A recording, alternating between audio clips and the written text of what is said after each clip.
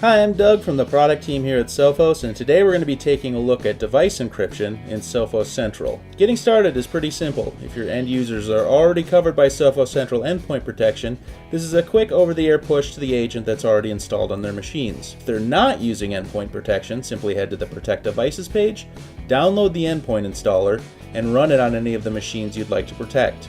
Over in the Policies section of Sophos Central Admin, you can create a new policy or simply enable device encryption in any of your current policies. Click the device encryption link in the Policies section and you'll notice what may be one of the easiest products to start using in our entire lineup.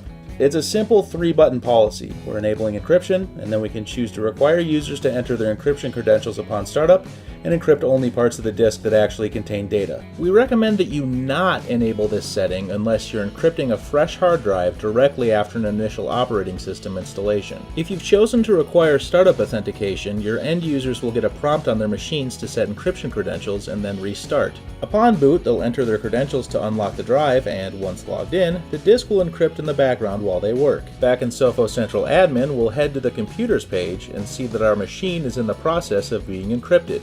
Depending on the size of the drive and how much data is on it, this could take between a couple minutes and a couple hours, though it'll all happen in the background without disrupting the user's productivity. Now, in the event that a user forgets the encryption PIN or password, there are two options. First is to call the help desk, at which point you can fire up Sophos Central Admin, head to the Computers page, hit the Recover PIN Password button, and then begin entering the digits of the identifier to get a list of available drives. Once that's taken care of, hit the Show Key button to access the recovery PIN or password. You can also head directly into the device details page for a particular computer, and in the device encryption section, find the volume that you'd like to recover and click the Recover link.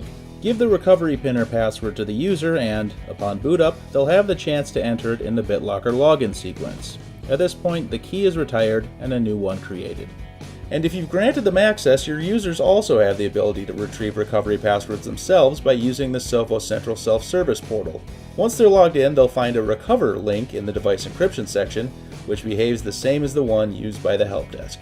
Sophos Central Device Encryption, 3-button policy setup, over-the-air deployment to existing endpoint customers, self-help recovery via Sophos Central Self-Service, compliance-friendly logs and reports, and no management servers to install.